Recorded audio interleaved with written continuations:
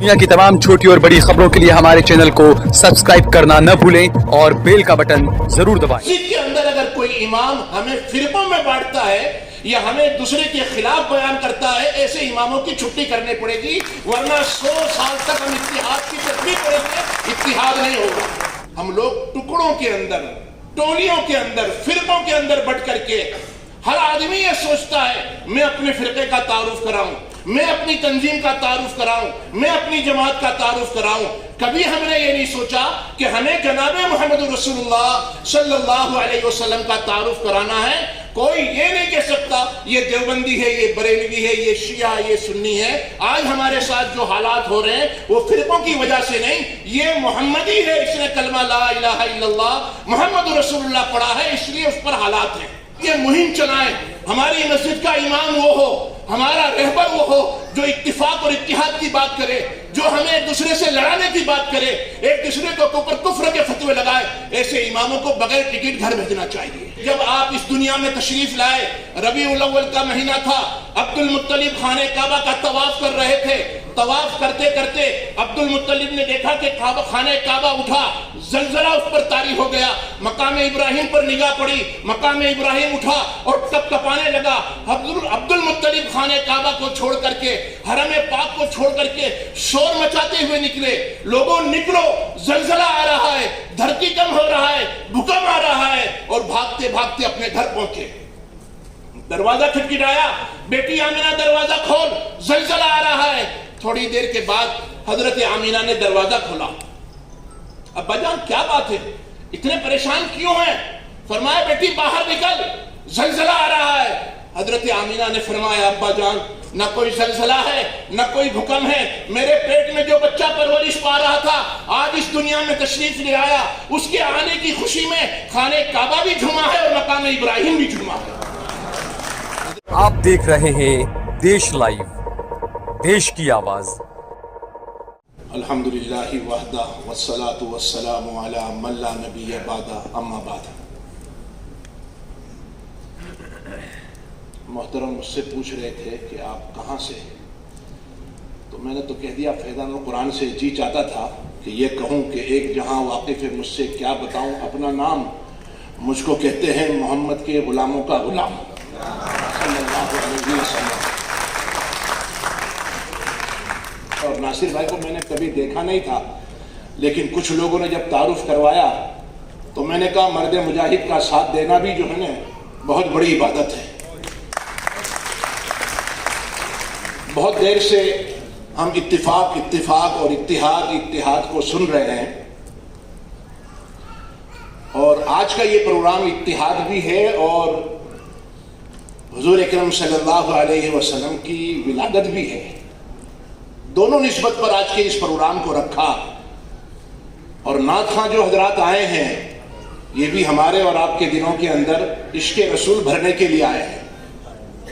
हम हर प्रोग्राम में शरीक होते हैं और इत्तिफाक की बात हम लोग करते हैं, लेकिन ये इत्तिफाक सिर्फ स्टेट तक रहता है और उसके बाद स्टेट के बाद इत्तिहाद खत्म हो जाता है। हमें आज बैठ करके और यहां से उठने से पहले ये फैसला करना पड़ेगा कि हम सबसे पहले मुसलमान हैं। हम अपनी मस्जिदों के अंदर जो फिरकों के अंदर या जो ग्रुप के अंदर हैं, लेकिन मस्जिद से निकलने के बाद हम मुसलमान हैं। और मस्जिद के अंदर अगर कोई इमाम हमें फिरकों में बांटता है या हमें दूसरे के खिलाफ बयान करता है, ऐसे इमामों की छुट्टी करनी पड़ेगी, वरना 100 साल तक हम इत्तिहाद की तस्वीर पढ़ेंगे, इत्तिहाद नहीं होगा, कभी इत्तिहाद नहीं होगा। नासिर भाई एक प्रोग्राम नहीं 1000 प्रोग्राम कर लें, हम स्टेज पर बैठ करके एक 1000 दाने की तस्बीह पढ़े, इत्तिहाद इत्तिहाद इत्तिफाक इत्तिफाक, इत्तिफाक नहीं होगा। इत्तिहाद अवाम करेगी कि हमारी मस्जिद का इमाम अगर अपनी मस्जिद के अंदर मिंबर नबी पर बैठ करके किसी मुसलमान के खिलाफ बोलता है, दूसरे दिन उसकी छुट्टी। फिर देखो इत्तिहाद कैसा होता है, तब जाकर के इत्तिहाद होगा, वरना इत्तिहाद नहीं होगा। जनाबे मोहम्मद रसूलुल्लाह सल्लल्लाहु अलैहि वसल्लम ने यहूदियों को अपने गले लगाया, मुशरिकाने मक्का को अपने गले लगाया, दुश्मनों को अपने गले लगाया, और उसके बाद 5 वक्त की नमाज का हमें जो दर्श दिया है, इससे बड़ा इत्तिहाद तो हो क्या सकता है। لیکن ہمارا معاملہ کیا ہے؟ ہم لوگ ٹکڑوں کے اندر، ٹولیوں کے اندر، فرقوں کے اندر بٹ کر کے ہر آدمی یہ سوچتا ہے میں اپنے فرقے کا تعارف کراؤں، میں اپنی تنظیم کا تعارف کراؤں، میں اپنی جماعت کا تعارف کراؤں۔ کبھی ہم نے یہ نہیں سوچا کہ ہمیں جناب محمد رسول اللہ صلی اللہ علیہ وسلم کا تعارف کرانا ہے۔ کوئی یہ نہیں کہہ سکتا یہ دیوبندی ہے، یہ بریلوی ہے، یہ شیعہ، یہ سنی ہے۔ آج ہمارے ساتھ جو حالات ہو رہے ہیں وہ فرقوں کی وجہ سے نہیں، یہ محمدی ہے، اس نے کلمہ لا الہ الا اللہ محمد رسول اللہ پڑھا ہے، اس لیے اس پر حالات ہیں۔ میرے عزیزو، اللہ کے رسول صلی اللہ علیہ وسلم پر بھی حالات آئے۔ آپ نے اتحاد کا سبق دیا صحابہ اکرام کو۔ ابھی حضرت مفتی صاحب کہہ رہے تھے کہ مکہ والے ہجرت کر کے مدینہ آئے، مدینہ والے انصار بنے اور وہ قربانی دی جس مدینہ والے مسلمان کے پاس، صحابی کے پاس 2 بیوی تھی، ایک کو طلاق دی اور انصار کے نکاح میں کر دی۔ 2 کھیت تھے، ایک کھیت انصار کے نکاح میں کر دیا۔ 2 مکان تھے، ایک مکان انصاری کے حصے میں کر دیا، اپنی ملکیت کا آدھا حصہ انصاری کے اس میں دے دیا۔ یہ صرف جناب محمد رسول اللہ صلی اللہ علیہ وسلم کی تعلیم کی وجہ سے تھا۔ اور آپ اس مبارک مہینے میں تشریف لائے، یہ مبارک مہینہ ربیع الاول کا مہینہ۔ مکہ کی حالت کیا تھی؟ جب لڑائی ہوتی تو لڑائی کے لیے ایک آدمی جب لڑتا، اس کا بیٹا لڑتا، اس کا پوتا لڑتا، پر پوتا لڑتا، دادا اور پردادا کی لڑائی پر پوتے تک جاتی، لڑائی ختم نہ ہوتی تھی۔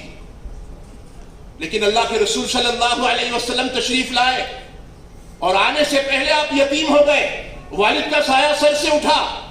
حضرت آمینہ رضی اللہ تعالیٰ عنہ کے پیٹ میں آپ ہیں، مکہ مکرمہ میں ہیں، اور حضرت عبد المطلب جو آپ کے دادا ہیں ان کو مکہ کے لوگوں نے تانا دیا، عبد المطلب تمہاری بہو آمینہ بیوہ ہو چکی ہے، حالت حمل سے ہے، اور اس کے باوجود اعلیٰ قسم کی خوشبو استعمال کرتی ہے، پرفیوم لگاتی ہے۔ آپ اپنی بہو سے کہہ دو یہ ہماری شان کے خلاف ہے، یہ اتنی اعلیٰ قسم کی پرفیوم استعمال نہ کرے، بیوہ ہو چکی ہے، حمل سے ہے، وہ خوشبو استعمال کرتی ہے، ہمیں اچھا نہیں لگتا، یہ ہماری شان کے خلاف ہے۔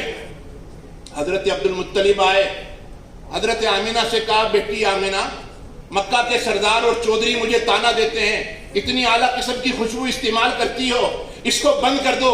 حضرت آمینہ کی آنکھوں میں آنسو آ گئے۔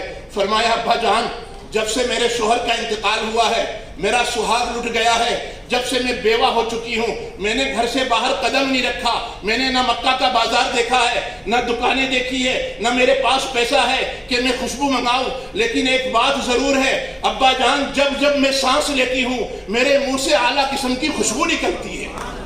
ابا جان آپ نہیں دیکھتے جب میں آنگن میں بیٹھتی ہوں تو چاند جھک کر کے مجھ کو سلام کرتا ہے، ستارے مجھے سلامی پیش کرتے ہیں اور سورج مجھے سلام کرتا ہے۔ ابا جان میرے پیٹ میں جو ذات پرورش پا رہی ہے کوئی مقدس ذات ہے، کوئی اونچی ذات پرورش پا رہی ہے۔ لکھا ہے کتابوں کے اندر کہ جب آپ اس دنیا میں تشریف لائے، ربیع الاول کا مہینہ تھا، عبد المطلب خانہ کعبہ کا طواف کر رہے تھے۔ طواف کرتے کرتے عبد المطلب نے دیکھا کہ خانہ کعبہ اٹھا، زلزلہ اس پر طاری ہو گیا، مقام ابراہیم پر نگاہ پڑی، مقام ابراہیم اٹھا اور ٹپ ٹپانے لگا۔ عبد المطلب خانہ کعبہ کو چھوڑ کر کے، حرم پاک کو چھوڑ کر کے شور مچاتے ہوئے نکلے، لوگوں نکلو زلزلہ آ رہا ہے، دھرتی کم ہو رہا ہے، بھوکم آ رہا ہے، اور بھاگتے بھاگتے اپنے گھر پہنچے۔ دروازہ کھٹکھٹایا، بیٹی آمینہ دروازہ کھول، زلزلہ آ رہا ہے۔ تھوڑی دیر کے بعد حضرت آمینہ نے دروازہ کھولا۔ ابا جان کیا بات ہے، اتنے پریشان کیوں ہیں؟ فرمایا بیٹی باہر نکل، زلزلہ آ رہا ہے۔ حضرت آمینہ نے فرمایا ابا جان نہ کوئی زلزلہ ہے نہ کوئی بھوکم ہے، میرے پیٹ میں جو بچہ پرورش پا رہا تھا آج اس دنیا میں تشریف لے آیا، اس کے آنے کی خوشی میں خانہ کعبہ بھی جھوما ہے اور مقام ابراہیم بھی جھوما ہے۔ حضرت عبد المطلب نے فرمایا بیٹی لاؤ تو صحیح، میں دیکھوں تو صحیح۔ جب ہاتھ میں بچہ دیا گیا کہنے لگے رب کعبہ کی قسم اتنا حسین اور خوبصورت بچہ آج تک کسی ماں نے جنم ہی نہیں دیا۔ ابو جہل جو آپ کا چچا ہے اس نے اپنی باندی کو بھیجا اور کہا جاؤ میرے بھتیجے کے یہاں، میرے بھائی کے یہاں جو بھتیجا پیدا ہوا ہے، اس کا جو بچہ پیدا ہوا ہے مرحوم عبداللہ کے یہاں، جاؤ دیکھ کر کے آؤ کیسا ہے۔ وہ باندی آئی اور آنے کے بعد جب اس نے اس بچے کو دیکھا کہنے لگی آ کر کے اپنے آقا سے، میرے آقا میرے باس اپنے سیٹ سے کہنے لگی اتنا حسین اور خوبصورت بچہ تو آج تک کسی ماں نے جنم ہی نہیں دیا، ابو جہل نے مارے خوشی کے آزاد کر دیا۔ اللہ کے رسول صلی اللہ علیہ وسلم اتنے خوبصورت تھے کہ کسی نے حضرت عائشہ سے پوچھا، عائشہ حضرت یوسف خوبصورت تھے یا جناب محمد رسول اللہ صلی اللہ علیہ وسلم خوبصورت ہیں؟ حضرت عائشہ نے فرمایا، امی جان عائشہ فرماتی ہیں، لوگوں یوسف کو دیکھنے والیوں نے انگلیاں کٹوائی، میرے آقا کو دیکھنے والوں نے گردنیں کٹائی۔ اب آپ بھی اندازہ لگا لیں، شاہ عطا اللہ بخاری رحمۃ اللہ علیہ فرماتے ہیں حضرت جناب محمد رسول اللہ صلی اللہ علیہ وسلم کے بارے میں جو فخر رسول ہے، مولا کل ہے، ہادی سبل ہے، اللہ کا دلبر ہے، کونین کا سرور ہے، ساقی کوثر ہے، شافی محشر ہے، برتر بالا قدر ہے، انبیاء کا افسر ہے، جو حسین ہے، نازنین ہے، ماہ جبین ہے، رحمت للعالمین ہے، راحت العاشقین ہے، مراد المشتاقین ہے، امام المرسلین ہے، جس کی کردار کی عظمتوں پر اس کے حاسدین کو بھی یقین ہے، جو رہبر ہے، رہنما ہے، بدر الدجا، شمس الضحیٰ، خیر الورا، احمد مصطفیٰ، محمد مصطفیٰ ہے، جو اٹھے تو آسمان کو بلندیاں مل جائے، جو بیٹھے تو دھرتی کو سکون مل جائے، جو ہنستے تو ستارے چمکنے لگے، جو بولے تو انادل چہکنے لگے، جس کی خوشی سے جنت مچلنے لگے اور جس کے غضب سے جہنم ابلنے لگے۔ اور اس کے بعد فرمایا، جو کملی اوڑھ کر آئے خدا یا ایھا المزمل کہے، جو چادر اوڑھ کر کے آئے خدا یا ایھا المدثر کہے، جس کے چہرے کی چمک سے صبح سویرا حاصل کرے، جس کی زلفوں کی مستی سے رات اندھیروں کی بھیک مانگے، وہ مقدس نبی اللہ رب العزت نے ہمیں عطا فرمایا ہے۔ اس لیے ہمیں چاہیے ہم ایسے مقدس نبی کی اقتداء کریں، ان کی جو ہے اقتداء کرنے کے بعد ان سے سچا عشق اور محبت کریں۔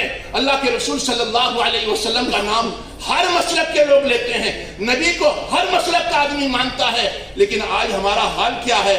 ہم نے صرف اپنے پیٹ کے خاطر، اپنے جیب کے خاطر مسجدوں کے اندر مسلمانوں کو فرقوں میں بانٹ دیا۔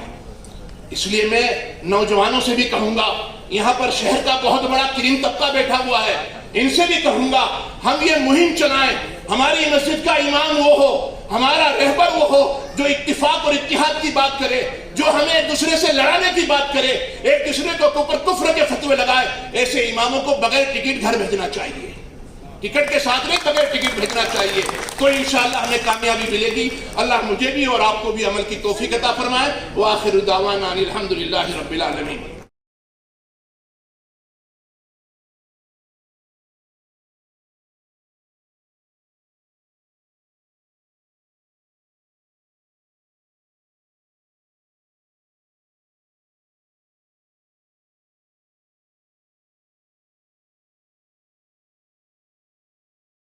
آپ دیکھ رہے ہیں دیش لائیو، دیش کی آواز۔